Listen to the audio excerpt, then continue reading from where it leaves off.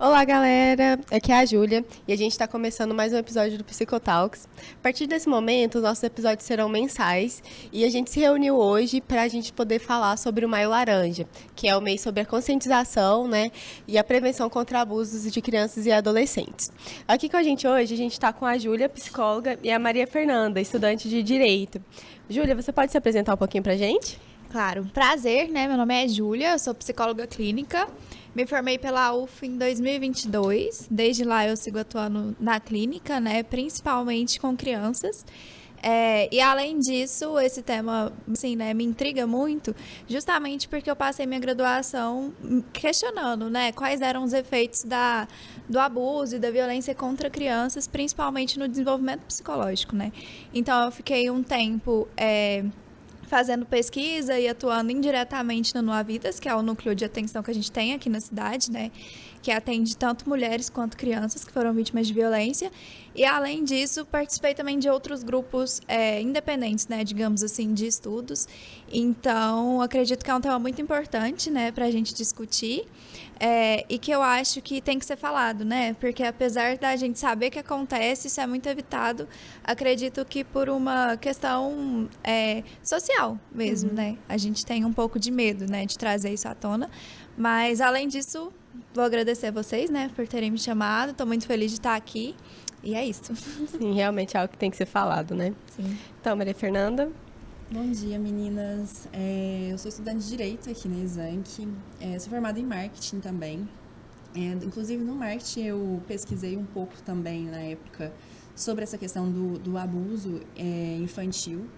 E aqui no Direito, a gente fala, né, sobre isso também, tanto no Código Penal quanto no ECA, né? E eu acho muito interessante vocês terem trazido, porque, como a Júlia mesmo falou, não é um assunto que é muito se falado. Recentemente, eu acho que em 2020, assim, a gente poder falar isso entre um estudante, um profissional de psicologia também, essa troca de ideias leva, às vezes, para a nossa geração, né? A gente precisa conscientizar as pessoas, trazer esse assunto que é invisível para a mesa, né? Para a gente conseguir combater ele. Uhum, sim, eu realmente acho que a melhor forma de prevenção é através da comunicação, né? Comunicação e diálogo, né? Para a gente poder começar, vamos falar um pouquinho sobre a diferença, né, do abuso e da exploração sexual, né? Porque o abuso tem muito essa questão, tanto dos toques, da pressão psicológica ali, e a exploração já entra numa outra questão, né? Quando tem essa troca mercantil, digamos assim, né? Uhum. Você pode falar um pouquinho pra gente, Júlia? Apesar de serem duas coisas diferentes, né, eu acho que elas se entrelaçam porque para criança isso é sempre uma forma de violência, né? O abuso, ele realmente eu acho que ele tá muito ligado a questões individuais, né? Geralmente o abuso, apesar de estar presente na exploração, o abuso, ele acontece mais no sentido de um prazer individual do adulto que abusa a criança, né? E até de crianças que abusam crianças, como reflexo de um contexto, às vezes, de violência, né? Mas que é muito silencioso, né? Tem muitos segredos em volta, né? Então, assim, a criança, nos dois casos, ela não entende o que está acontecendo, mas principalmente no abuso, a gente percebe que tem essa questão de poder, né? De medo, de enfim, né? Agora, a questão da exploração, os estudos vêm mostrando pra gente que está principalmente ligada a uma questão social, porque hoje em dia, com a sociedade que a gente vive tão desigual, né? As crianças muitas vezes entendem, né? No sentido de, tipo... às vezes, de se submeter a esse contexto por uma questão maior, né? Então, a exploração sexual, ela vem, às vezes, no sentido de ser uma dupla violência. Tanto uma violência a nível individual, como é no abuso, mas uma violência também social, porque está muito ligada a essa questão que você trouxe, né? Mercantil, mercadológica, em que a criança se vê como um objeto, né? E muitas vezes não vê saída, porque ela fica muito responsável, às vezes, por lidar com outras questões que vai para além dela mesma, né? E para além da violência que ela está sofrendo, como, por exemplo, às vezes, infelizmente, né? Muitas vezes é dali que vem o sustento da família. Ou não também, né? Porque existe também uma questão de uma exploração no sentido também secreto, né? Enfim...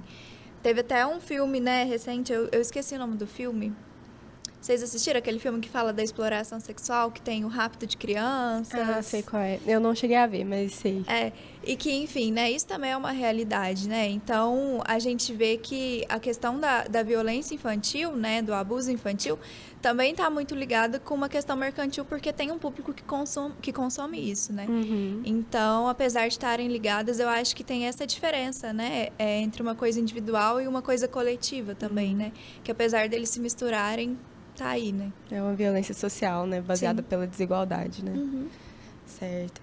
E a gente pode pensar também que tem uma subnotificação, né? Também dos números de denúncia. Porque quando a gente pensa, a gente sabe que os números são absurdos. Mas a gente pensa também que aqueles números não são todos os casos, né?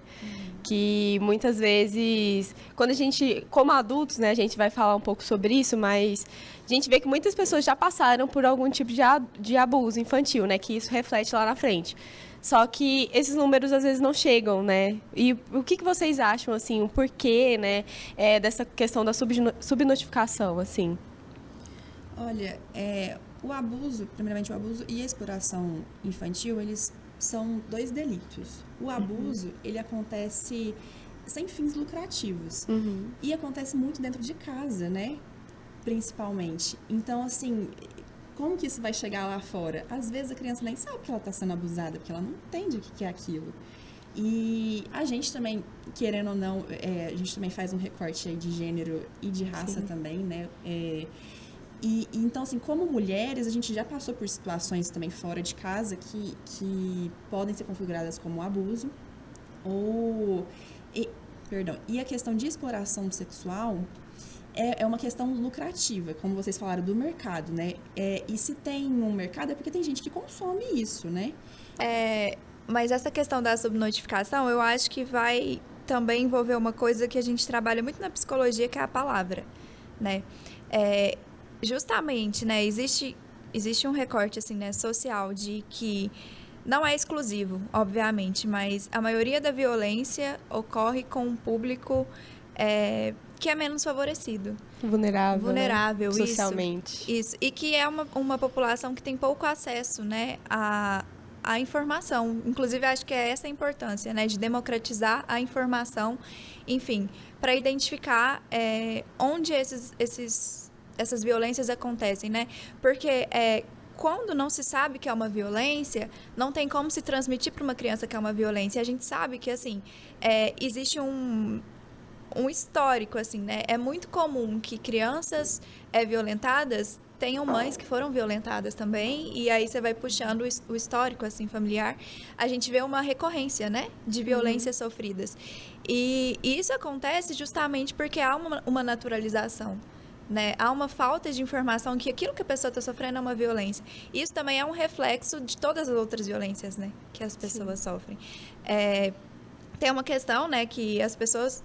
Eu não vou lembrar qual pesquisa fala isso, mas tem uma pesquisa que fala que as pessoas que têm mais acesso à informação são as pessoas que denunciam. Às vezes não dentro de casa, mas às vezes elas estão em escolas melhores, com outros ciclos sociais, assim, que identificam alguns sintomas, né? Na própria clínica, assim, que a gente sabe, né, que a clínica psicológica, infelizmente, ainda é muito... elitizada, isso. Quem chega lá é quem tem algum tipo de acesso à informação. Na clínica mesmo, já escutei várias pessoas falando, tipo, a amiga da minha filha falou tal coisa pra ela e isso me assustou. Porque a pessoa identifica que aquilo ali também é um sintoma que talvez aquela criança tá passando por alguma coisa. Então, assim, até isso faz com que essa população chegue a denunciar e outro tipo de população não chegue, né? Então, a subnotificação acho que está muito ligada a essa questão, principalmente, e às vezes a questão de dependência, né, financeira principalmente, porque às vezes o violentador que está dentro de casa é a pessoa que também garante a saúde e a vida e o sustento para dentro de casa. E como que você tira de casa a pessoa que te mantém viva? Então é uma situação muito difícil, né, de conciliar e assim, acredito que essa seja, né, os 2 principais tópicos que mantêm a subnotificação tão alta, assim, no Brasil. Que seria a falta de conhecimento, mas também essa questão da dependência, né? De, às vezes, não ter como, ou a pessoa não ter forças, não conseguir sair desse ciclo de violência, né? Que tá em torno dela. Na exploração sexual, a gente acho que tem essa questão da subnotificação também, pela questão de que as pessoas entendem como se aquelas crianças estivessem se prostituindo, entendeu? Usa, inclusive, o termo de prostituição infantil. Na realidade, elas são crianças e elas estão sendo usadas, são objetos, né? Por pessoas que estão querendo utilizar aquelas crianças para ganhar um fim lucrativo. Então, assim, eu acho que, às vezes, pessoas passam na rua ou, às vezes, numa estrada e vê essas crianças. Mas elas entendem que aquilo é prostituição, que elas querem estar ali. Elas não entendem que elas estão presas naquele local, sabe? Então, eu acho que tem muito a ver com esse estigma de que ela tá ali porque ela quer. Que criança que vai estar naquele lugar porque quer, sabe?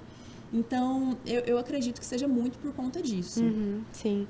Esquecem o fato de serem crianças, né? E que estão sendo, acho que, limitadas dessa questão, né? E, além desses fatores que vocês trouxeram, tem muita questão também do medo, né? Que a criança pode sentir. Sim.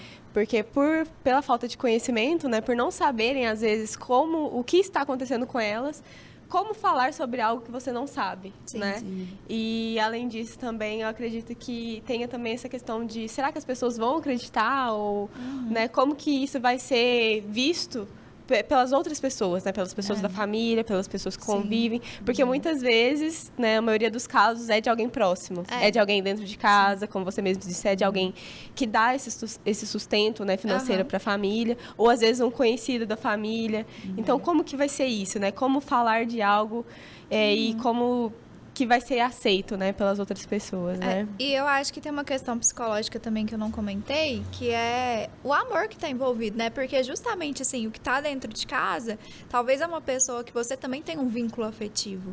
E aí isso também é muito difícil para a criança organizar psicologicamente, né?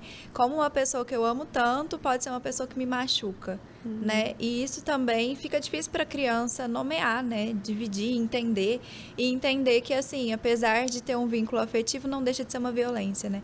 Isso é muito complexo. Eu acho que é complexo até para os adultos, né? A gente também sofre alguns tipos de mini violências, assim, com pessoas que a gente admira e que, enfim, de alguma forma a gente está ligado.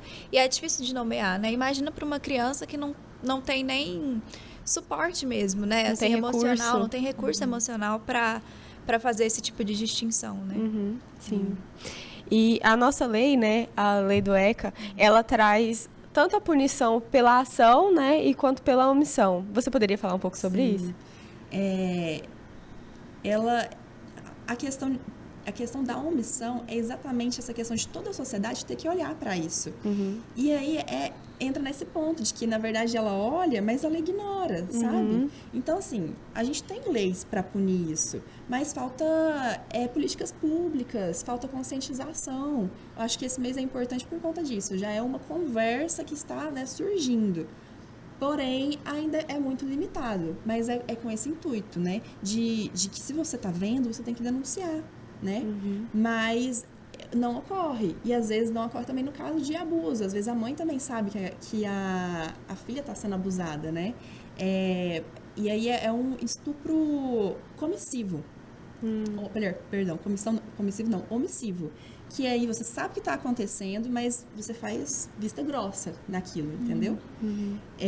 Então, assim, é muito complicado. Existem as leis, porém, colocar elas em práticas ali e ativar esse lado da sociedade, eu acho que é a parte mais complicada. É um caminho mais longo, né? Eu acho que isso reflete muito a questão da responsabilidade, né, de todos nós, né? A responsabilidade como cidadãos, olhar para essas crianças, né? Como eu havia falado, como essas crianças são o futuro, né? Eu acho que é a responsabilidade de todo mundo estar atento a essa questão, né? Sim. E principalmente as pessoas próximas, né? Além da família, por exemplo, os ciclos de escolar, por exemplo, né? Estar atento a certos tipos de mudanças de comportamento, né?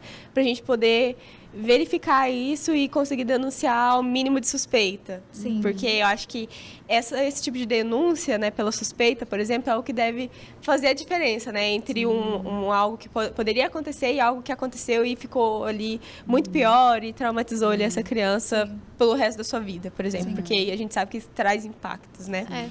E eu acho que isso também é uma questão social, porque, assim, a nossa sociedade como um todo, ela já tem uma tendência em omitir a violência, né?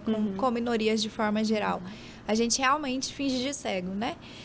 E eu acho que tem um fator que agrega, que é o fato de serem crianças. A gente tem uma construção social que crianças não são pessoas, né? Crianças são só crianças. Então, assim, muitas vezes o que as crianças fazem cai nesse discurso, né? De tipo, é uma criança. Tipo, não tem nada a ver. É desrespeitado, né? Isso, não é valorizada a fala da criança, né? E a gente tende a crer que a criança não tá, parece que ali, né? Então, parece que, assim, a criança vivencia várias violências e não é validado que ela estava ali porque ela é uma criança, ela não entende nada, entre aspas, né? Então, a gente fala como sociedade quando a gente encara a criança não como mais uma pessoa pertencente a essa sociedade, né? A gente tem uma tendência em excluir o discurso infantil e eu acho que isso também colabora um pouco. É verdade. E falando nessa questão, né, sobre os sinais, né, estar atento, a gente pode falar um pouquinho, então, sobre esse tipo de mudança de comportamento, né, em vítimas de abuso. Você pode falar um pouquinho pra gente? Eu acho que o comportamento que mais chama atenção é a própria violência, né? A criança, ela tende a replicar o que acontece com ela em outros contextos, seja de forma direta, né? Às vezes, igual eu comentei, né? Não é raro que apareça, às vezes, a criança falando para outra criança frases tipo, tira a roupa, mas não fala para ninguém, coisas assim, né? Isso é uma coisa que aparece muito, mas também a mudança em outras violências, né? Às vezes a criança se tornar mais agressiva, a criança ou ao contrário, né? Às vezes é uma criança que é muito extrovertida, ela se torna uma criança muito introvertida, muito fechada, com dificuldade de falar, com sintomas que tendem para o lado mais depressivo, né? Então, assim, sempre nesse comportamento drástico a gente pode pensar que há uma violência, né? Independente do tipo de violência. E tá atenta a como isso vai se manifestar, né? Porque a criança, ela fala, né? Ela fala de alguma forma. A gente não sabe ouvir. Sim, eu acho que muitas vezes a gente cai no erro de deixar isso cair por fase, tipo, é uma fase. E não, né? Eu acho que a criança, ela vai apresentar um sintoma, assim, muito diferente do comum, né? Então, justamente, assim, olhar para a criança é o fundamental, né? Para enxergar essa diferença.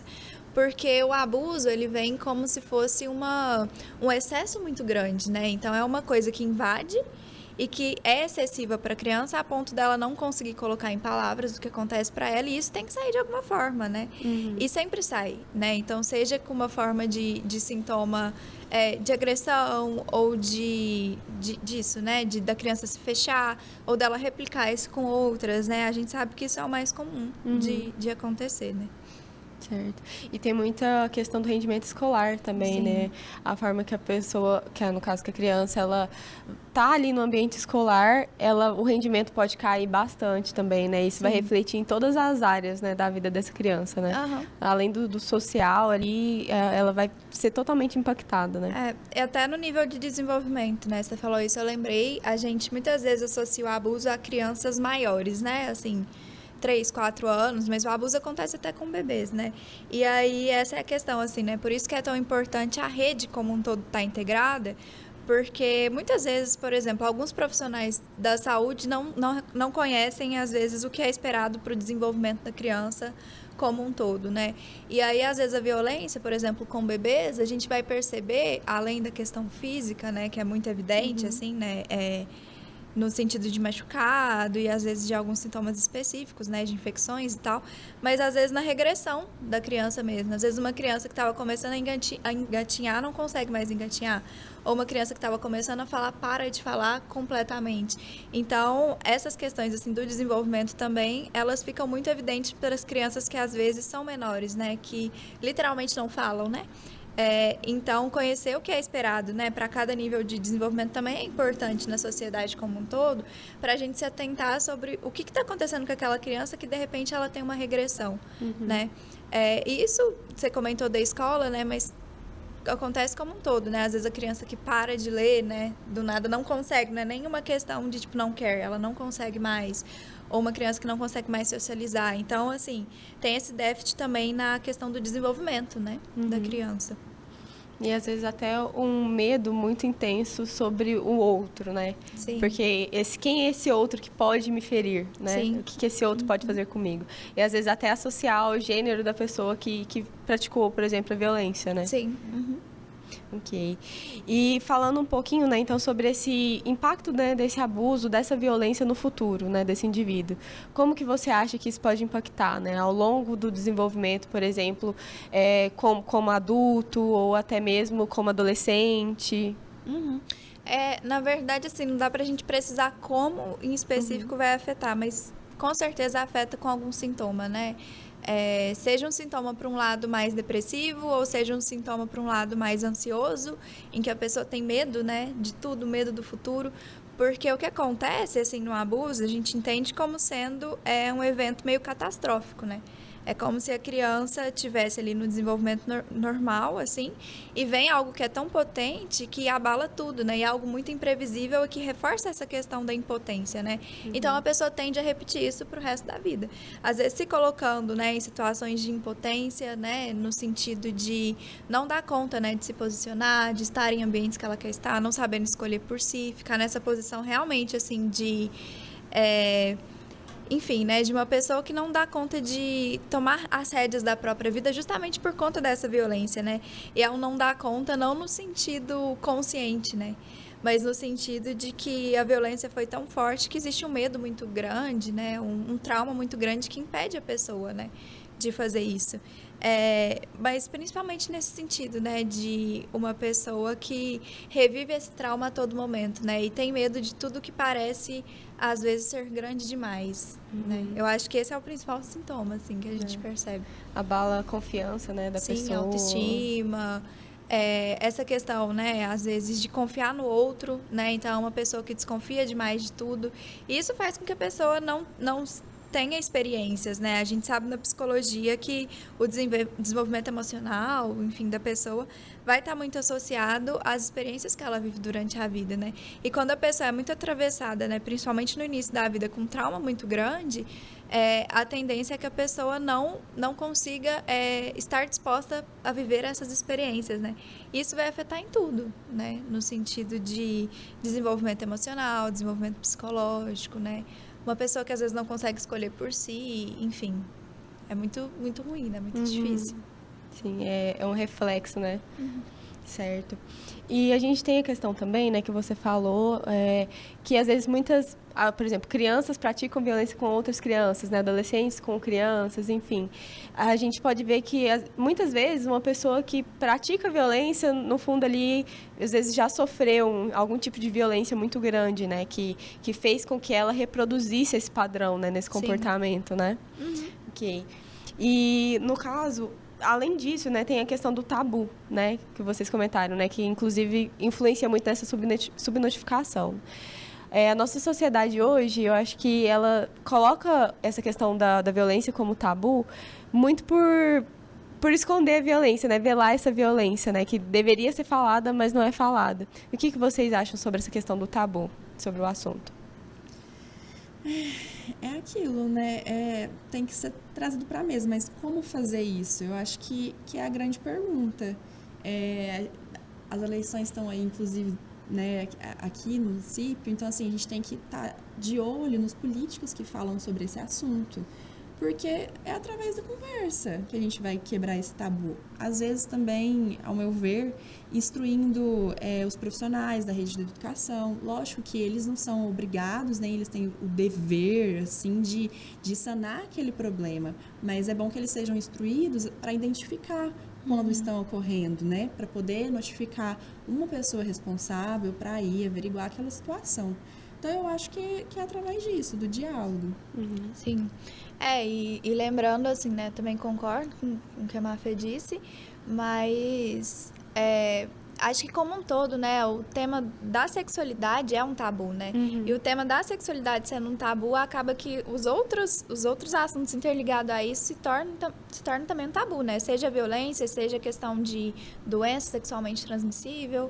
Então, assim, acho que tem muito essa questão de, como você falou, né, na educação e tal, colocar à mesa o tema da sexualidade, porque é também através do autoconhecimento e da instrução que a pessoa vai entender o que é o limite dela, né? E aí eu acredito que é muito sobre isso, né? A gente vive uma era de muito retrocesso. Acho que a nossa geração é uma geração que está disposta a falar sobre, seja em rede social, seja em roda de amigos, seja até as produções artísticas, né, que a gente tem, tipo cinema, série e tal. Só que a gente também está enfrentando uma onda oposta, né, acho que de gerações anteriores, que tendem a não concordar com isso, né, achar isso uma coisa de outro mundo, né? Porque eu acho que é do ser humano, né? Não que eu concorde, muito pelo contrário. Mas o ser humano tem uma tendência em querer continuar na zona de conforto, né? E isso que a nossa geração faz é justamente ir contra a corrente, né? E isso gera muito desconforto em quem não pensa dessa forma. Então, é entender que também eu acho que essa questão do diálogo é uma luta, né? É uma luta para fazer com que a gente fale sobre esses assuntos que são tão velados, inclusive o abuso, né? Mas a questão da sexualidade como um todo, para que a gente instrua a próxima geração ainda melhor, né? E aí eu acho que isso vem acontecendo, né? De alguma forma, mas a gente ainda está longe de atingir, às vezes, a população que realmente sofre com isso, né? Que são as pessoas justamente que estão em uma posição de maior fragilidade, né? Então, assim, também tem uma questão muito social em volta, né? Que a gente está se movimentando, mas atingir essa população é muito difícil. Mas, assim, pelo menos acho que é uma esperança, né? Porque eu acho que a nossa geração está disposta a ir para esses lugares e falar e instruir. Então, eu acho que é por aí, né? Falando mais, né? Você falou sobre essa questão do autoconhecimento, né, e saber sobre a questão do limite, né? Acho que não só o limite, mas o limite e o consentimento, né? Sim. Uhum. E saber o que o outro pode fazer comigo, o que o outro não pode. E o que eu vou fazer com o que esse outro fez comigo, né? Sim. E eu acho que, além disso, né, a questão do diálogo também é muito importante nas relações familiares, né, também. Como tem esse tabu, as pessoas não conversam sobre isso, às vezes, nem dentro de casa. Como que a criança, por exemplo, que às vezes sofre, vai conseguir falar para o responsável, né, que isso aconteceu, Sim. né? Uhum. Então, acho que manter essa comunicação, ela é importante não só socialmente, mas ali na família também, né? Por conta dessa questão. E além disso, eu acho que trazer autonomia, né, para essa criança, né? Trazer visibilidade para essa criança, igual você tinha falado, né? Porque as pessoas não consideram a criança como um indivíduo, né? Um indivíduo que fala, um indivíduo que sofre, né? Uhum. E tem uma coisa que você falou que eu me lembrei que é muito interessante, que é como, às vezes, a criança liberta o adulto. Eu já presenciei algumas vezes no ambulatório, às vezes crianças maiores, né, adolescentes, assim, que falam da violência sofrida, porque eles já têm um nível de autoridade, né, de autonomia maior. E aí, enfim, às vezes a criança mesmo, né, o adolescente, faz essa denúncia, mas aí chega no momento ela precisa ser acompanhada pela mãe, e aí tem esse momento de revelação, que é geralmente feito com a equipe, né, de psicologia, e que aí a criança falando, a mãe entende que a mãe sofreu uma violência. Então, às vezes, assim, a gente acha que não, né, mas a gente tem uma tendência psicológica mesmo a não nomear, né, as coisas que são tão difíceis pra gente, e aí às vezes a criança ou a pessoa que fala, ao evidenciar, né, que isso é uma violência, revela, né, que isso é um histórico, né, isso é muito bonito e muito interessante, assim, também, porque acho que justifica o fato da gente ter que lutar, né, para que as crianças tenham mais conhecimento, que elas consigam falar mais sobre si, né, sobre o que acontece, justamente também porque tem esse efeito reverso, sabe? Tipo assim, os pais começam a entender também que às vezes muitas situações que eles sofreram foram violências, né? Uhum. Tudo aquilo que já estava reprimido, né? Aí é desvelado, né? Isso. Uhum. Muito bacana. E falando, né, nessa importância, então, de denunciar, de falar sobre o assunto, hoje aqui na cidade a gente tem alguns canais, né? Igual você citou sobre o Nua Vidas, né? Você pode falar um pouquinho sobre esse projeto que você participou? Eu entrei no Nua Vidas, estava bem no início. Foi em 2018 ou 19, não lembro. Eu saí em 2021, no começo de 2021. Eu sei que hoje em dia está bem melhor, né? A equipe está muito mais integrada, existe um apoio maior, assim, das entidades, né, assim, porque quando o Nua Vidas começou, era tão difícil que eu lembro que socaram a gente, tipo assim, numa portinha dentro do ambulatório de ginecologia e obstetrícia, lá da UFO, e foi, de fato, assim, uma luta, né, na psicologia, quem travou essa luta foi a professora Ana Maria, né, ela é uma referência aqui nesse sentido, assim, né, de crianças e violência e tal. Não sei, não lembro quem da medicina, mas teve muita ajuda da pediatria da medicina também, das pediatras. Mas foi realmente uma luta, porque assim, é até engraçado a gente falar sobre essa coisa de tabu, porque até pra gente conquistar os espaços que a gente conquistou, foi como se fosse uma guerra mesmo, sabe? Aquela coisa física de falar, não, a gente vai ficar aqui sim, não importa se a gente está usando alguma sala de ginecologia dos médicos e se vai atrapalhar os internos e a residência e tal, a gente vai ficar aqui. Então, no começo foi bem essa luta firme mesmo, né? Quando eu saí, eu lembro que a gente já tinha avançado tanto que a gente já tinha até conseguido uma sala de brinquedos enorme, assim, sabe? E pintada super bonitinha e com recurso, né?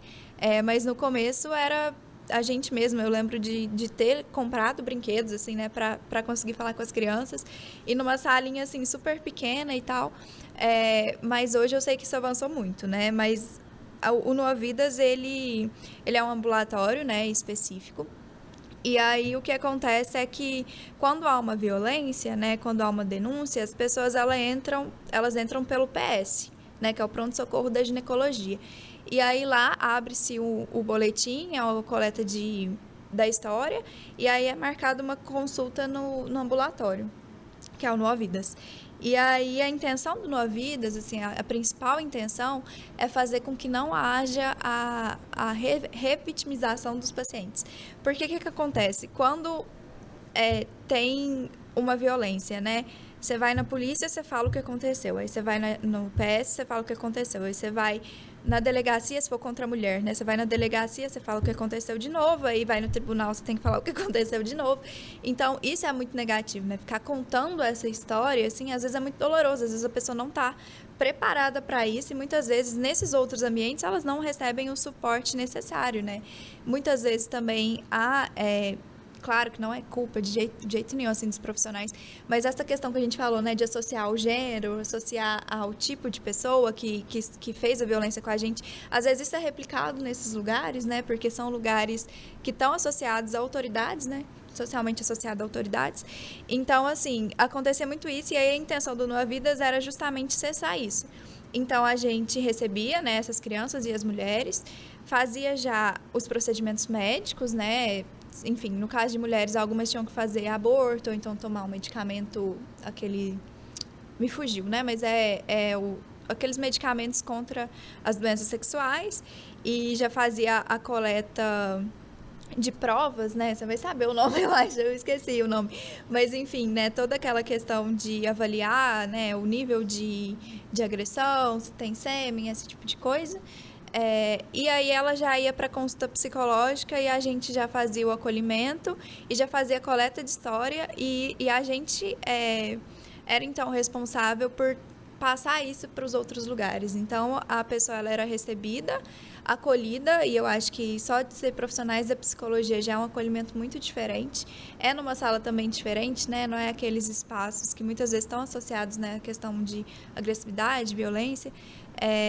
E aí a gente já fazia esses encaminhamentos outros. Então, a principal intenção, além do acolhimento, né, claro, e do tratamento, né, era essa, assim, de não fazer com que a pessoa fosse revitimizada, né? Uhum. E aí a gente fazia os encaminhamentos necessários a nível psicológico, né? Seja para a clínica escola da UFO, dependendo do caso, ou, enfim, para psiquiatria, era avaliado. Mas a nossa intenção era essa, assim. Muito bacana. Porque realmente, né, se a gente parar pra pensar, isso deve acontecer muito, né? Uhum. Ter que fazer a pessoa reviver aquilo constantemente, né? A cada lugar que se for falar daquilo, vão perguntar a história, e aí pensa o impacto disso, né, para a pessoa que sofreu, né? Realmente Sim. É muito doloroso, né? Uhum. Então, eu acredito que até uma forma da gente poder melhorar, né, através, até a parte social mesmo, é a gente sempre evidenciar essas formas de apoio mesmo, né? Aonde que deve ir, né? Onde a gente leva a pessoa primeiro, né? E eu acho que isso tem que ser um conhecimento que tem que ser passado para a escola, para as medicinas, né, no caso, onde tem esse maior contato com a criança, né, onde, digamos assim, pode ser as portas abertas, né, de receber essas pessoas, né. Uhum. Então, a gente acho que vale ressaltar, né, sobre a questão da denúncia da Delegacia da Mulher, né, Conselho Tutelar, a Polícia Militar também, né? E aí, sobre essa questão do Nua Vidas, e eu acredito também que tem o CREAS, né? Que é o Centro de Referência Especializado de Assistência Social, e tem também o CRAS, né? Que são, acho que, portas de acesso mesmo para fazer esse acolhimento, né? Sim. E eu acho que esse acolhimento e esse apoio é muito importante, né? A forma que uma pessoa é acolhida e apoiada após o trauma pode ser também a diferença, né? Do impacto, né?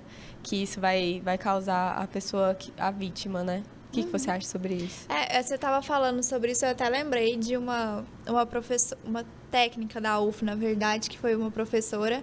Ela fez o doutorado dela sobre o impacto da primeira palavra pós-trauma, né? Ela trabalhava em contexto hospitalar e ela fez isso em diferentes contextos, assim, seja de traumas de morte, assim, mas também da violência, né?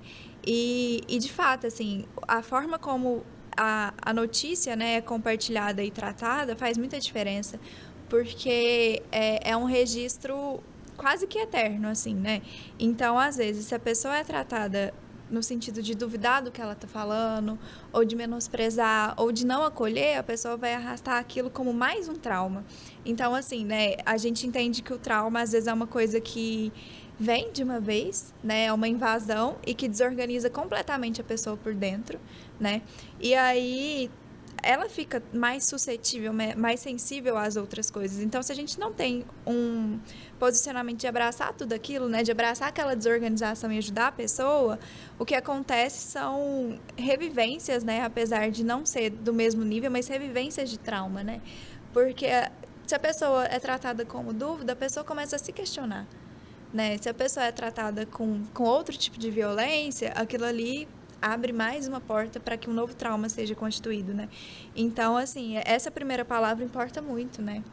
Principalmente para a forma como a pessoa vai conseguir nomear tudo aquilo que aconteceu com ela, né?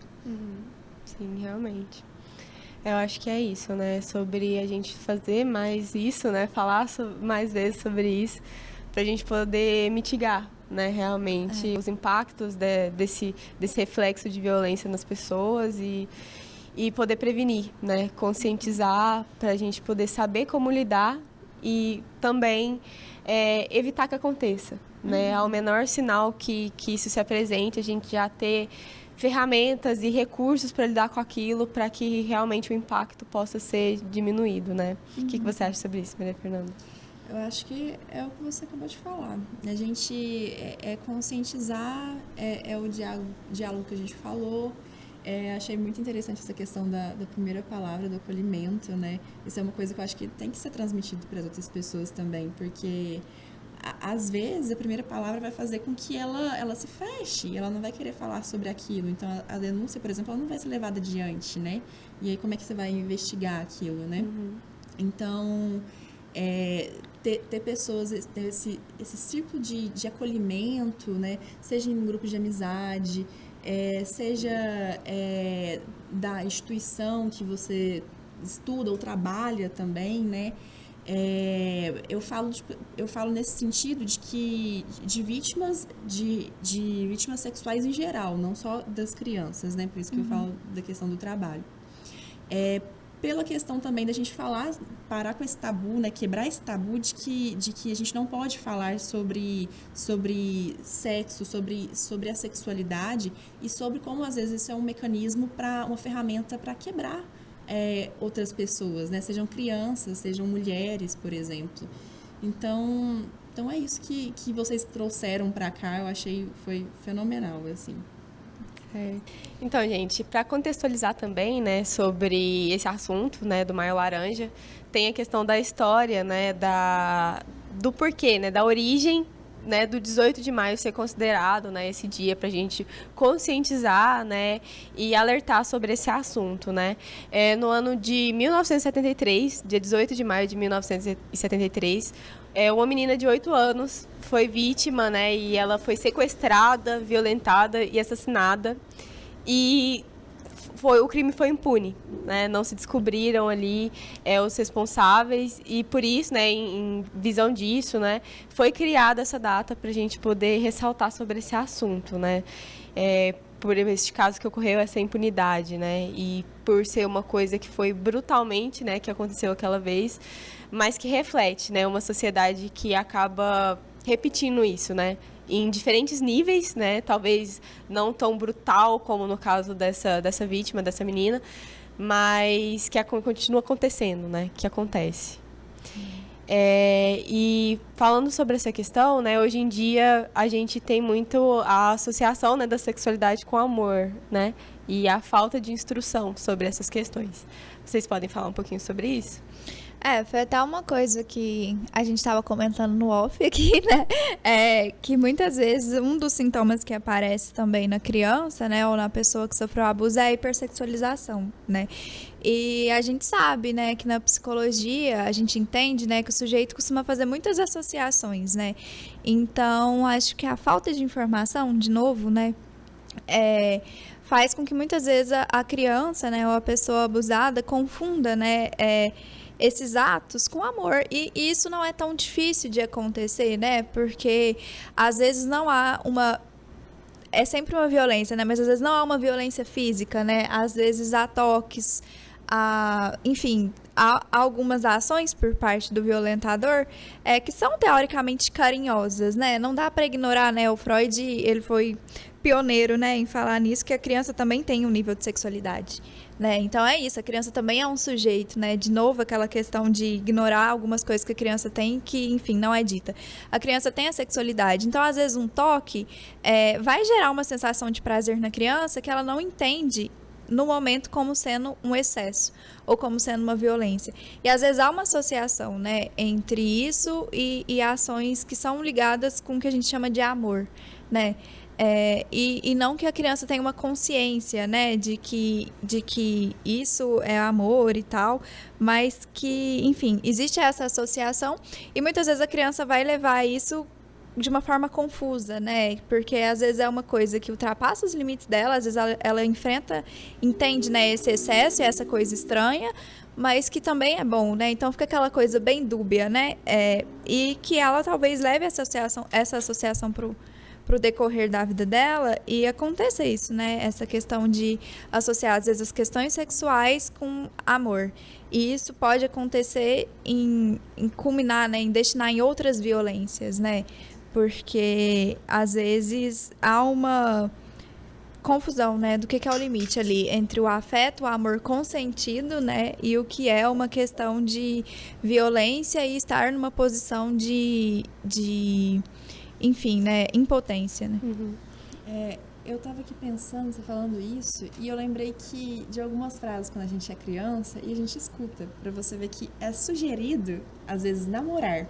E aí pode ser confundido com essa questão, né, de que, tá tudo bem, porque meu pai, minha mãe, não sei quem, namora, e fala, cadê seu namoradinho, cadê sua namoradinha? Sim. E, às vezes, esses assuntos, essas temáticas, pode levar à confusão da criança, né, de achar que aquilo é normal. Uhum. Então, assim, ela vai achar que ter um relacionamento é ok, né?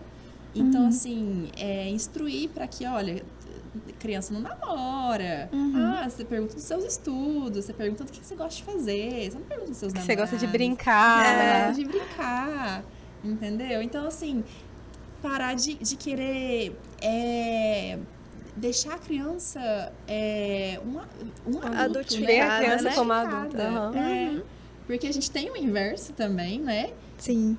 Que também é usado como uma forma de atingir as crianças, que é aquela infantilização do adulto, e aí você fica meio assim, dos limites, né, daquilo, porque, olha, eu tô num relacionamento com um adulto, mas aí você pega, deixa aquela mulher ou aquele homem assim, né, mais criança, e parece que você tá se relacionando com uma criança.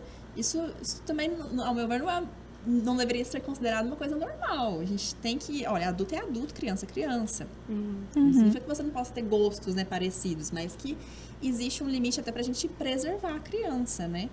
Sim. Vou citar também, na verdade, uma questão que me lembrou. Por exemplo, adolescentes, né, pré-adolescentes, vamos dizer assim. que nas redes sociais, por exemplo, começa a conversar ali com a pessoa e às vezes começa a tirar fotos e até divulgar essas fotos, né? Por exemplo, os famosos nudes, né?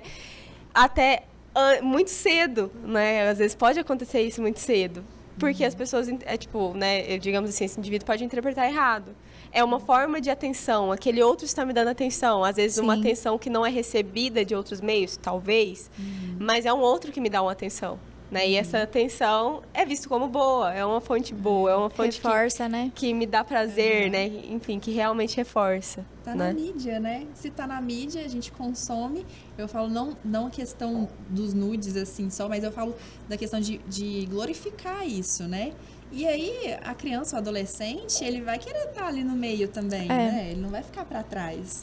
As dancinhas mais sexuais, né? Que é muito criança. As letras das músicas que estão presentes, né? Diretamente a gente vê crianças tendo esse tipo de comportamento ali. E eu entendo que não tem, acho que para uma mãe, para um pai ali, para as pessoas responsáveis, deve ser muito difícil, porque como que eu vou, digamos assim, separar a minha criança ali desse contexto social? Sim. Né? Não, é muito difícil. Mas eu acho que aí entra a questão da comunicação, né? O diálogo. Com certeza. E eu acho que também uma coisa importante de se lembrar é que quando a gente fala de um violentador, né, no sentido de um indivíduo violentador, uma sociedade também, a gente sempre está falando de um sujeito perverso. Então, é um sujeito que capta tudo isso que a gente está trazendo do meio social, da questão da sexualização infantil, da questão do o que falar exatamente para a criança, de entender essa dinâmica, de entender as posições de poder que ele ocupa, né? E usa disso para o seu próprio prazer, enfim, né? Então, é importante lembrar disso também, né? Que muitas vezes a gente acha que essas coisas são muito sutis, enfim, muito naturalizadas. É isso, assim, né? Que o sujeito perverso, ele vai utilizar de todos esses instrumentos, né, de tudo isso que a gente pontua aqui como sendo pequenas coisas e coisas sutis, né, que muitas vezes a gente ignora, né, para o seu favor, né, para conseguir conquistar aquilo que ele quer ou chegar ao ato da maneira que ele quer, né. É verdade. E aí a gente entra na questão da dificuldade de reconhecer o abuso, né, também. Por tudo isso, né, pela naturalização da sexualização infantil, por essa questão dos papéis, né, que você falou, um adulto infantilizado. Então, a gente tem esse impasse social, eu acho, né? Sim. A dificuldade de reconhecer o abuso. Porque é tudo tão normalizado hoje em dia, então como que a gente vai reconhecer, né? E aí eu acho que entra nessa questão da perversidade também, né? Sim. Inclusive, você estava falando, eu fui me lembrando, assim, né, de comentar também que o abuso, ele não é só a violência em ato, né? Assim, não é só aquela violência em que há penetração ou que, enfim, né? O abuso, ele acontece de pequenas formas, né?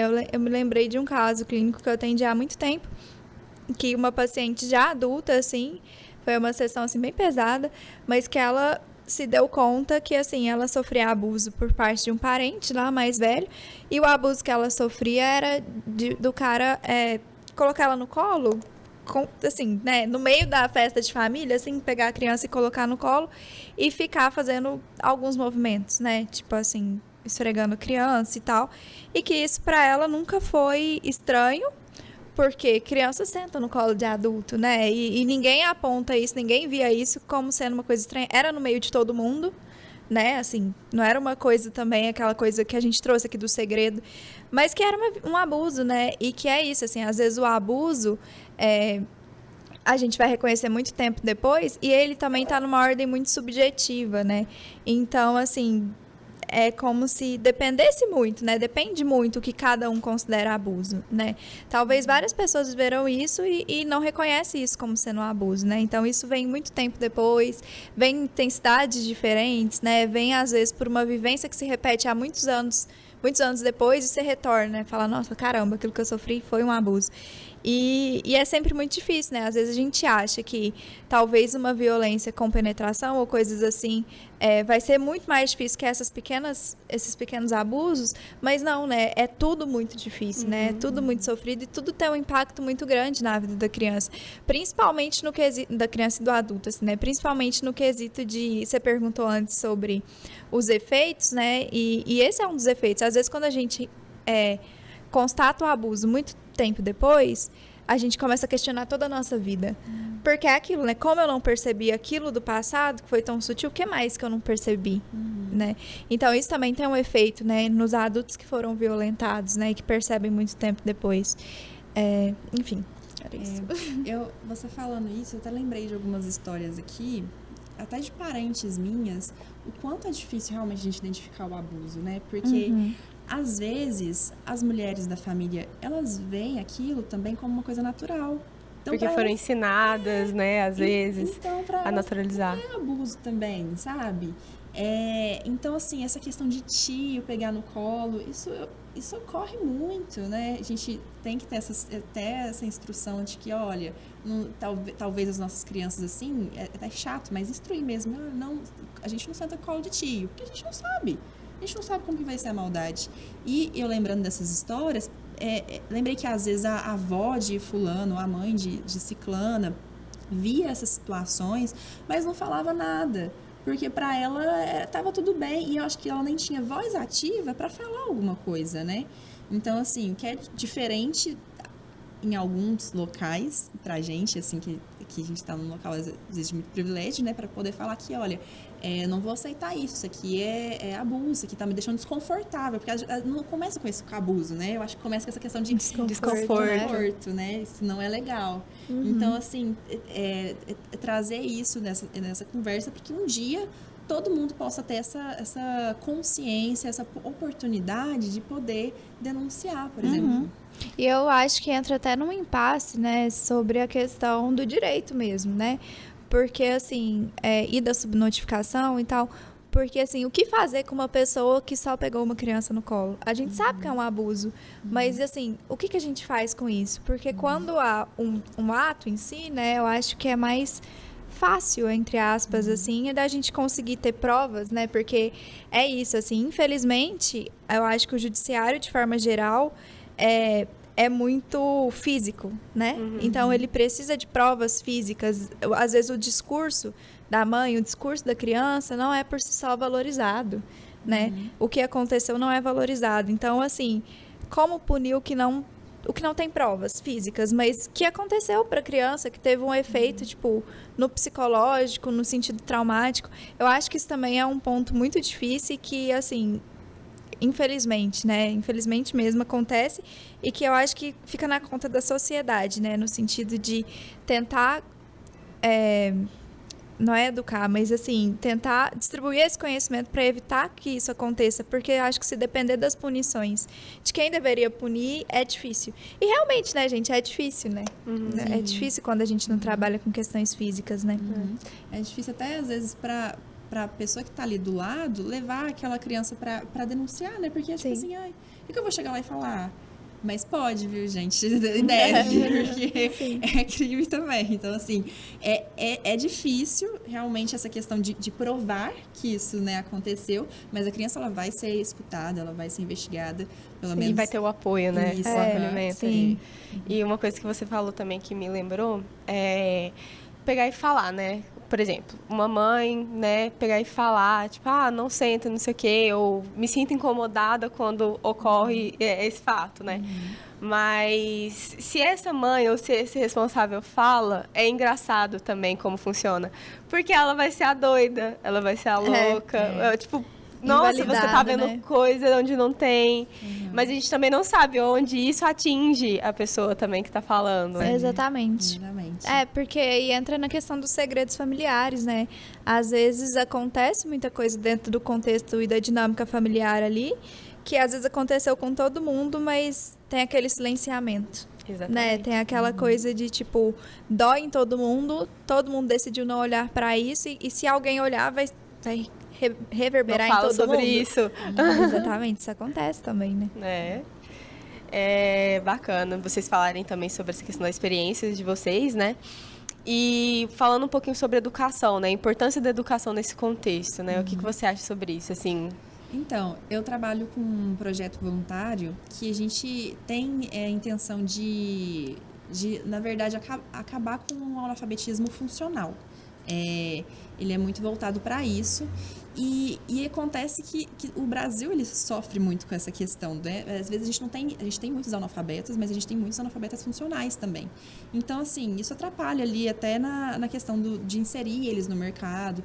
Eu falo até com uma experiência aqui, breve experiência resumida aqui, que quando a gente entra na faculdade, por exemplo, é uma outra experiência, né? Até de escrita. Porque você precisa, às vezes, escrever e ler artigos, né? E assim, não é ensinado isso na escola. E, às vezes, a gente tem esse déficit muito... Eu não vou culpar os professores aqui, porque, principalmente, quem estuda na escola pública, e eu estudei a vida toda em escola pública, porque é muito difícil chegar verba até para eles. Então, assim, é difícil ter motivação. E, inclusive, esse projeto também, ele trabalha com a motivação dos professores, para conseguir levar esse aluno para a instituição superior, né, que ele consiga atingir aquilo, porque muitos acabam tendo a evasão, né, dos alunos, e desenvolver. E aí, a educação, ao meu ver, é fundamental para a gente combater essa questão do abuso e da exploração infantil, sexual infantil. A gente, olhando aqui no aspecto da exploração em si, ela acontece muito relacionada à miséria, né? Então, assim, como eu já falei, às vezes aquela criança, ela é pegada ali, ela tá sendo explorada, ela não tá ali porque ela quer. E é importante ressaltar aqui que, às vezes, ela não tá atrás de dinheiro, ela tá atrás de comida também. Sim. Entendeu? Então, em alguns lugares, isso é comum realmente. A mãe não vai achar ruim, o pai não vai achar ruim. Por quê? Porque ela tá atrás de comida. Então, é uma barganha. E isso entra na exploração sexual. Então, assim, a educação, manter esses alunos dentro da educação, que isso aí já também é outra parte que é muito difícil, que não adianta a gente só falar assim, é importante a gente melhorar a educação no Brasil. A gente tem que melhorar a questão dessas pessoas poderem ir para essas instituições, elas poderem ficar lá, né? Porque se às vezes você não tem nem condição de ônibus, ou as escolas às vezes são lugares longes. Então, assim, é um problema social gigantesco. E fazendo outra análise aqui também, é importante a gente ter uma visão holística sobre o problema, sabe? Porque é um todo. Aqui é o que a gente faz, essa questão de denúncias, de incentivar, de trazer, seja o dia, o mês, para conversar, tampar buraco. Vou ser muito honesta. A gente tem as nossas medidas, a gente precisa realmente trazer o diálogo, porque com ele realmente a gente consegue desenvolver. Só que a gente está tampando buraco aqui, sabe? Se a gente for realmente ser muito crítico, a gente precisaria acabar com a miséria. Né? E como que a gente faz para acabar com a miséria, né? Aí é outro problema gigantesco. A gente precisa melhorar a educação, a gente precisa que essas crianças elas fiquem nas escolas, elas não fiquem na rua. Como que a gente faz para fazer isso, entendeu? Então são políticas públicas. A gente realmente precisa do Estado. E às vezes o Estado deixa desamparado, né? Então, é esse desamparo dessas pessoas. E essa é a minha experiência. Eu acredito na educação. Eu trabalho com a educação como voluntária por conta disso. Mas é desgastante, porque o problema é gigante. Não é só a educação, é um todo. Sim. A gente não sabe nem por onde começar, né? Porque são tantas questões e sempre aparece, né? Esse recorte social, recorte econômico também. Então, são diversas facetas, né? Sim. Mas, realmente, esse já é o primeiro passo, assim, né? A educação, falar sobre a conscientização, já é um caminho para se chegar lá, eu acredito, né? Com certeza. Tem uma outra questão também que a gente pode abordar, que é sobre a questão da pornografia infantil, né? Que a pornografia infantil, ela é uma das mais acessadas na atualidade. E é engraçado a gente pensar, né? Ao mesmo tempo que a gente tem um tabu ao falar sobre sexualidade, ao falar sobre essa questão do abuso infantil, a gente tem um contraponto, né, que é a questão da pornografia infantil, que é comercializada, assim, digamos assim, né? O que vocês acham sobre isso? Mas essa questão da pornografia, eu acho que cai no que a gente estava falando também sobre como a sociedade se estrutura, né? Existe uma questão de que a gente vê uma tendência, né, a pegarem, por exemplo, alguns aspectos sociais, assim, né, e infantilizarem. Então, até às vezes uma questão, né, por exemplo, de infantilizarem as mulheres, né, seja com questão de, por exemplo, depilação, ou forma de vestir, forma de falar, forma de agir também, né, porque a gente sabe que, assim, é uma luta, mas as mulheres, assim como as crianças, elas estão em uma posição social de vulnerabilidade, de inferioridade, né? Então, assim, a mulher, ela é a pessoa a ser ajudada, ela é a pessoa, enfim, né? Então, tem uma questão aí em que a gente tende a infantilizar alguns polos, assim como os homens também, né? Também existe, assim, uma tentativa de infantilizar, né? Como uma pessoa também, né? Porque isso é curioso, porque a mulher, ao mesmo tempo que ela é a pessoa a ser cuidada, ela é a pessoa que cuida do homem, né?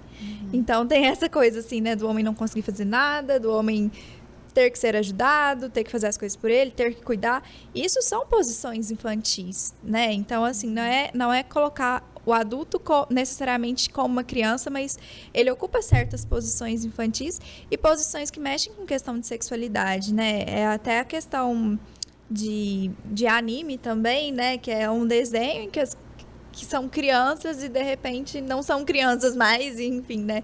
Toda essa confusão. Eu acho que existe uma questão social também oculta, né? Porque eu acho que isso não é necessariamente consciente a todos nós, isso vem muito disfarçado, né? Então, por exemplo, a questão de depilação vem com uma questão de higiene. Como assim, né? É só higiene? É higiene de fato, né? Não sei nem se é higiene de fato. Mas, enfim, vem mascarada, mas que no fundo acho que reflete um pouco dessa questão de induzir o desejo, né? Então, tem uma questão, assim, social que induz, talvez, esse desejo, né? E entra na questão que a gente estava conversando também no off sobre a questão de pedofilia, né? Porque a pedofilia, como que chama, Mafê? Ela é uma parafilia, na verdade, né? Ela não é tratada como um crime, né? Ela tá, inclusive, no DSM, né? Então, ela é tratada como um transtorno mental. E que, assim, né, pra psicologia, é muito claro que, assim, a gente não consegue controlar o desejo do outro, né? A gente tem as nossas questões morais que guiam a nossa sociedade para que a sociedade consiga conviver, né, com as normas sociais e tal, mas o desejo a gente não controla, né? Inclusive, eu acho que é isso, né? A sociedade, ela, em partes, assim, induz um pouco o nosso desejo, né? E aí, enfim, a questão da pedofilia não ser um crime é justamente porque a gente não pode determinar o que a pessoa vai desejar ou não. Ela pode desejar qualquer coisa. A gente estava até comentando, né? Tem o desejo por animais, tem o desejo, sei lá, né, por plantas, enfim.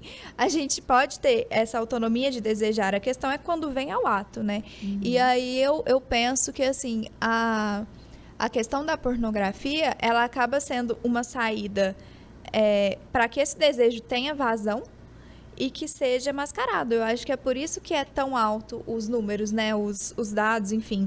O consumo desse tipo de mercadoria, justamente porque é isso, assim, né? O desejo existe, o desejo é induzido, ele precisa ter um tipo de saída e a saída é a saída convencional e social, né? Que é a pornografia, que é aquilo, né? Que ninguém tá vendo, que, enfim, né? Eu faço sozinho em casa, que eu posso consumir horas disso e que fica oculto e que não é um crime, né? Assim, não é um crime consumir, né? Mas o que tá por trás desse consumo, né? Tipo, que aí entra a questão da exploração infantil, né? Na verdade, consumir é um crime também. Sério?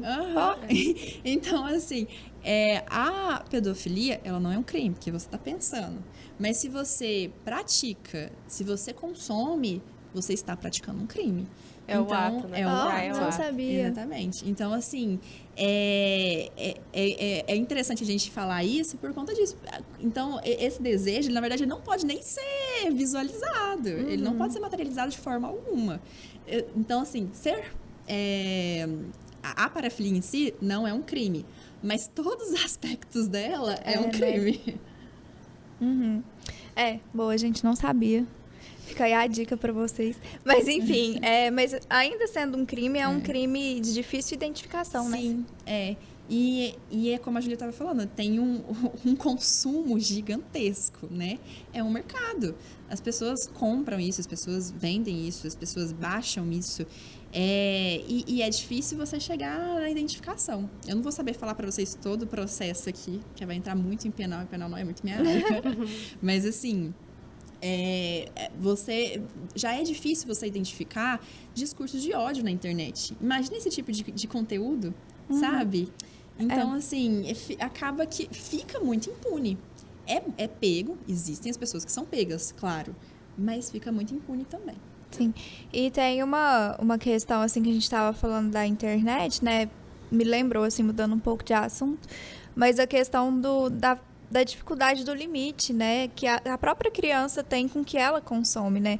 Não é difícil hoje em dia a gente ver crianças consumindo conteúdos adultos também, né? Eu não falo nem no sentido de vídeos sexuais e tal, mas até, né, dancinha e coisas assim que já são por si só excessivos para criança, porque é aquela coisa que, assim, tem uma certa simulação ali, e que a criança às vezes não entende o que está acontecendo e reproduz justamente por ser excessivo, né? Então, me lembrou, assim, a gente estava falando sobre a internet, sobre essa questão do limite, assim, né? E aí a criança às vezes reproduz isso e vai retroalimentando essa cultura. Essa cultura, né? Porque, assim, a criança que às vezes posta um vídeo no TikTok, que não é muito difícil, né? Fazendo dancinha, tem alguém que consome e que adora e que faz o que a gente falou, né? Qual é a palavra? Mas assim, né? Curte, comenta e compartilha. E isso vai criando para a criança um sistema de recompensa. Né? E um outro aspecto aqui também é que isso não é crime. Essas dancinhas não são crimes. Então, assim, às vezes o que é explícito é muito claro, né? Mas essas coisas que são implícitas, não é. Aí tem essas dancinhas, tem essa questão até das crianças, como você falou, de consumir. Acho que até os desenhos são mais adultos hoje em dia, né? Eles são muito diferentes, assim, do que a gente tem de antigamente.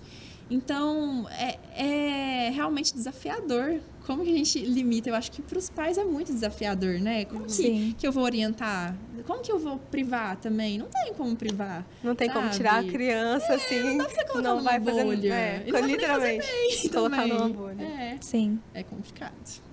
Realmente. Essa parte social, ela vem com um impacto muito grande, né? Então, acho que tem que ser analisado. Tudo tem que ser analisado, né? E pensado. E eu acho que o principal disso também é convidar a criança para falar sobre essas coisas, né? Tipo assim, é dar a sua autonomia e conversar e dialogar. Porque por mais que, dependendo do assunto, né?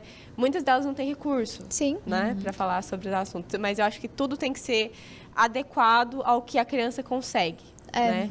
E tem uma questão bem sutil, assim, psicológica, que o Freud ele falava no texto, acho que chama O Poeta e o Fantasiar, que o desejo da criança é ser adulto e do adulto é ser criança. Justamente porque é difícil ser adulto, sabemos, né? A gente tem essa tentativa de regredir mesmo, né? Então a gente sempre tem esses pontos de fuga, né? Tipo, que são as nossas brincadeiras, né? Que seja, tipo assim, sei lá, sair e se divertir com os amigos, ou ver um filme, ou coisas assim, né? Que remete, às vezes, a esse tempo de infância. Mas a criança, o sonho dela é ser adulto. Então, não é incomum você ver, assim, no desenvolvimento da criança, criança vestir roupa de pai, de mãe, né? Se maquiar, ou coisas assim, né? De gostar de ser adulto, né? Inclusive, tem uma paciente que foi super engraçado, que geralmente eu atendo ela à noite. E aí eu falei, eu só atendo adultos de manhã. Aí ela, mas você já me atendeu de manhã, então eu sou adulta? E ela achou ótimo, assim, tipo, ser adulta, né?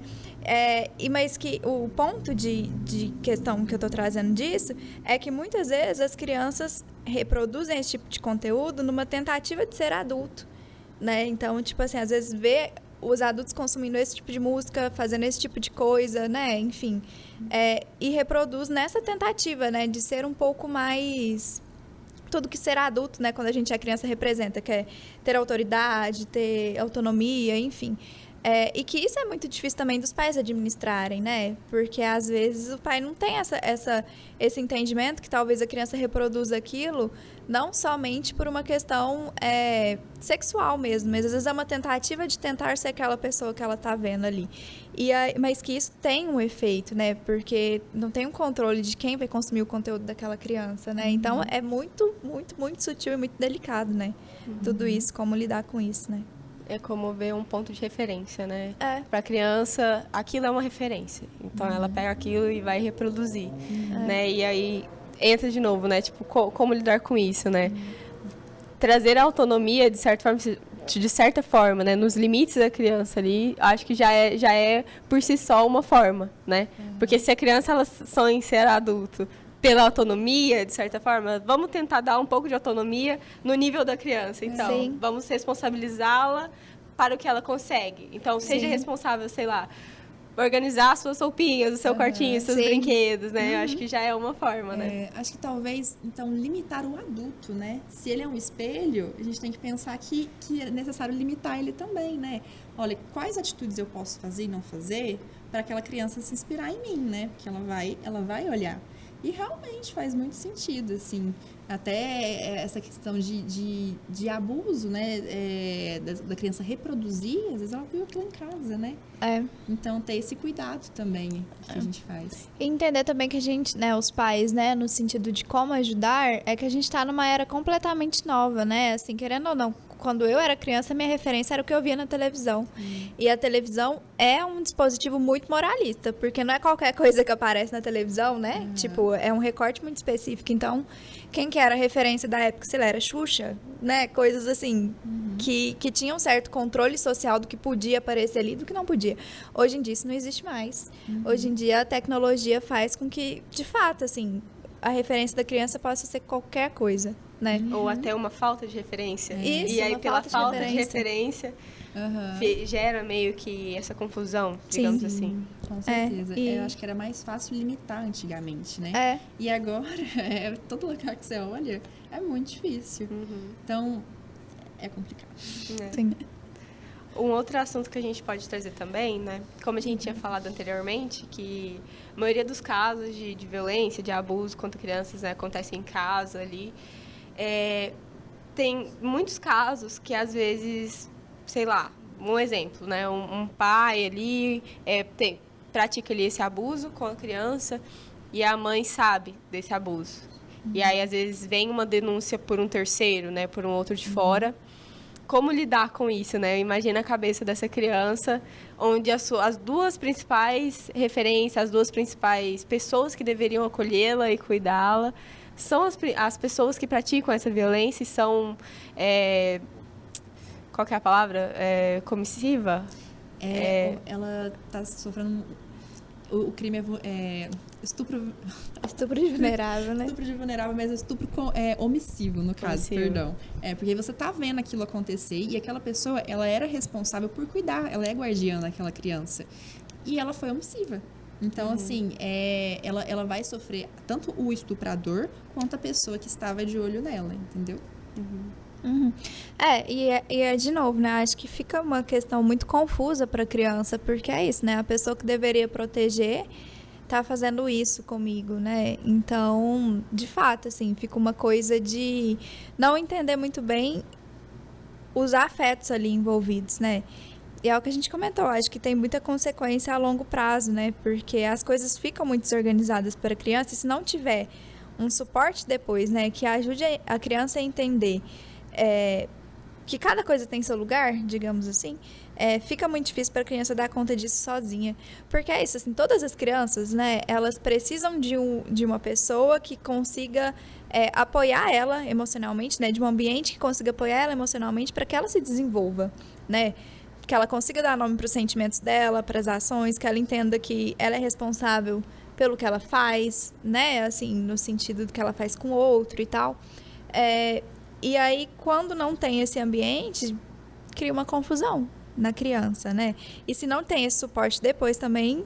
Essa rede de apoio, né, também. Isso. E aí entra em outra coisa, né? Que eu acho que é uma uma necessidade, mas que também explica um pouco a falha que a gente tem, né? Porque acaba que em muitos casos a rede tem que ser essa rede de apoio, a rede... Comunidade, né? A saúde, a educação, as questões de defesa, né? Polícia, segurança pública e tal. E muitos casos, né? Então, assim, a rede às vezes deveria ser esse apoio para a criança vir a parar, mas como que dá conta também, né? É bem controverso, assim, né? Você falando isso também me lembrou, minha mãe é professora. E ela é professora de jardim de infância. Então, assim, as professoras, a gente fala de treinar os professores, mas muitos já são treinados para isso, sabe? E eles identificam, eles sabem a criança, ele começa a apresentar os sinais, né, na escola. Então, assim, só que aí, como que passa isso? Pra frente, como leva? Porque, querendo ou não, você vai acabar lidando com os pais. E até os professores, às vezes, eles têm um pouco de receio, né? Porque, dependendo de onde você tá dando aula, lugares até mais perigosos, assim. Então, assim, existem milícias também. A pessoa, ela fica intimidada também. Então, como lidar com isso, né? Mas alguns professores, principalmente que mexem com criança, eles sabem identificar esses sinais. A criança é nítida, como você mesmo falou. Ela muda, né? Ela muda. E pensando assim, né, também tem uma falha, né, governamental, porque falta pessoas para oferecer esse cuidado, né? Eu não vou me lembrar ao certo, assim, mas eu lembro vagamente de assistir uma aula sobre os agentes de segurança, gente, como que chama? Agente penitenciário? Não, sobre que cuida de criança, gente? Conselho tutelar? Conselho tutelar. Sobre os agentes do Conselho Tutelar, que eram poucas, sabe? Assim, para demanda da cidade, eram poucas. Então, eram, tipo, vou chutar aqui, mas eram uns 3 núcleos para atender toda a comunidade de Uberlândia, que é enorme. Nossa. Então, assim, não sei direito os dados, mas eu lembro delas falando que era muito pesado. E a gente não pode desconsiderar também que é um trabalho que requer muito do emocional de quem está trabalhando. Então, assim, não tem condição, por exemplo, dessas agentes atenderem, sei lá, 10 crianças no dia, porque a carga emocional disso é muito grande também, né? Então, tem toda essa questão também da quem cuida de quem cuida, né? Quem tá cuidando e aí vai indo, né? Assim, é uma cadeia... Sim. Que apresenta essa falha, né? Então, assim, se numa cidade do tamanho de Uberlândia, que inclusive Uberlândia é referência, né, em cuidado com crianças, com vítimas, inclusive por conta da Delegacia da Mulher, por conta do Noa Vidas, a gente tem uma rede forte nesse sentido. Se aqui já é defasado, imagina em outras cidades, né? Sim. Então, é uma coisa muito difícil. E é interessante, né, juntando essas duas coisas que vocês falaram. Então, ao mesmo tempo que a gente tem ali, vamos supor, né, a professora que identifica, né, aí na forma de lidar para frente tem essa dificuldade, porque é ela que está lá todo dia. Então, se ela leva esse assunto para frente, talvez ela seja vítima de uma outra questão. E aí, na falta desses profissionais, então, eles são os responsáveis, talvez, por fazer essa intermediação, certo? Então, é aí, né? Então, acho que esse é o foco. Se falta o profissional lá presente para poder intermediar, para levar aquilo às outras instâncias, digamos assim, né? Levar aquilo para punição, ou para as delegacias, ou até para levar o apoio, o suporte, né? Tomar as medidas necessárias. É aí que a gente vê que fica defasado, né? Sim. Porque é a falta dessa intermediação, né? Porque às vezes na escola pode até identificar, mas que caminho seguir? Sendo que falta essa outra referência e esse outro agente, né? Para fazer essa intermediação. E até essa falha, assim, da rede, faz com que a coisa pareça que não tenha fim, porque às vezes a família não tem condição mesmo de cuidar, às vezes a mãe não tem estrutura emocional para lidar com o que acontece, sabe? Ou às vezes até essa questão da dependência, né? Então a gente precisaria de uma rede muito forte que não tem. Como não tem, continua perpetuando a violência, e a violência ela vai se multiplicando. Retroalimentando, né? Realmente é um problema muito grande, que a gente só tampa o buraco e nem tampa às vezes. Eu acho que faltou só uma coisa que a gente comentou, é que esse tema é pouco falado até nas universidades, tipo, com quem estuda. Sim, verdade. No direito também não é tipo assim... Fale sobre a lei, mas não fala... A gente não tem um projeto para isso, sabe? Bacana. Vamos discutir isso aqui. Não.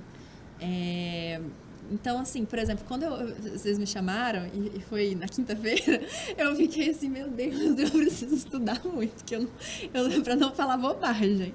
Porque eu sei, a gente teve, inclusive, nesse período, a gente teve aula sobre a questão dos crimes dos crimes sexuais, né?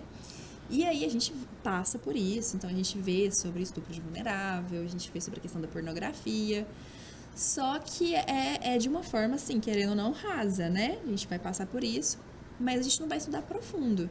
E eu acho que realmente, para estudar aprofundado, ou é um artigo que você vai escrever e você vai trabalhar em cima disso, ou é uma especialização que você vai fazer, né? Porque não tem uma temática para chamar assim, vamos chamar aqui, vamos fazer um trabalho sobre isso, sabe? Eu acho que exatamente por essa questão de não ser muito falado, né? Sim. E na psicologia, eu acho que é a mesma coisa, né? Também pode falar, né, Júlia? Mas, assim, pelo menos do que eu experimentei, assim, é um tema que você precisa querer estudar, você precisa querer se interessar. Então, existem algumas matérias, né, que a gente fala um pouco, né, que existe, que isso tem alguns efeitos, mas eu sinto também, da minha experiência, que não sai muito da obviedade, sabe? É aquela coisa, tipo, acontece a violência, tem um contexto social ao redor e tem uma consequência, mas não tem um aprofundamento sobre o que a gente trouxe aqui, né? Claro que existe uma questão, assim, de tempo, né? A gente sabe disso, né?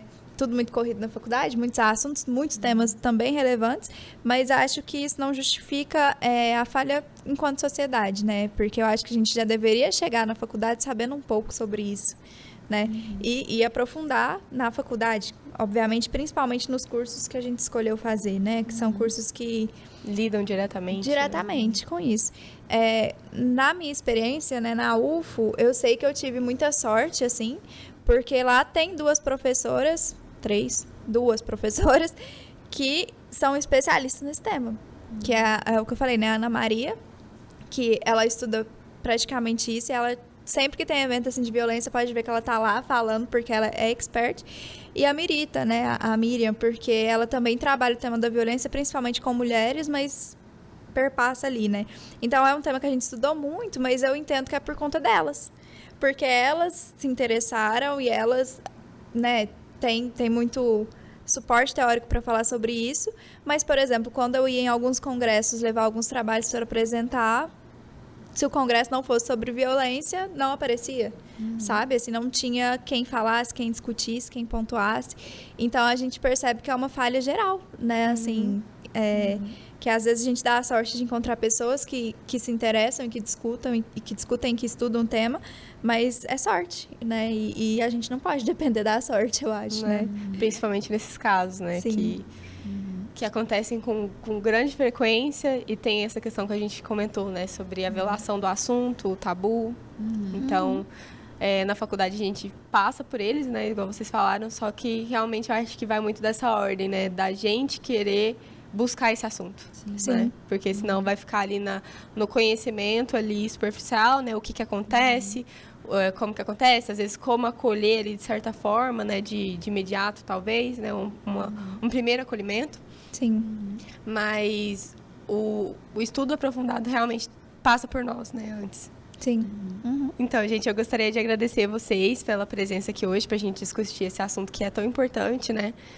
Queria agradecer a Júlia, a Maria Fernanda, pelas contribuições, porque realmente é assim que se começa, eu acho. É assim que fazemos luta nesse assunto, né? Falando sobre isso. Muito obrigada, pessoal. Agradeço. Muito obrigada a vocês também. Acho que foi muito bacana, né? Pude aprender muito aqui também. Acho que é isso, né? Quanto mais a gente fala, mais a gente pensa e aprende, né? E escuta outras pessoas e vai fazendo essa camada de conhecimento, né? Por isso que é tão importante falar, né? E ouvir também. Sim, pra mim foi uma troca muito bacana também. Muito obrigada por ter me convidado. Foi ótimo conhecer vocês. A gente vê vocês nas próximas aí. A gente conta com a presença de vocês. Obrigada. Então, pessoal, a gente está finalizando aqui. Muito obrigada por acompanharem a gente até aqui. E eu só queria ressaltar, né, que os nossos episódios serão mensais, tá? Muito obrigada pela participação de vocês.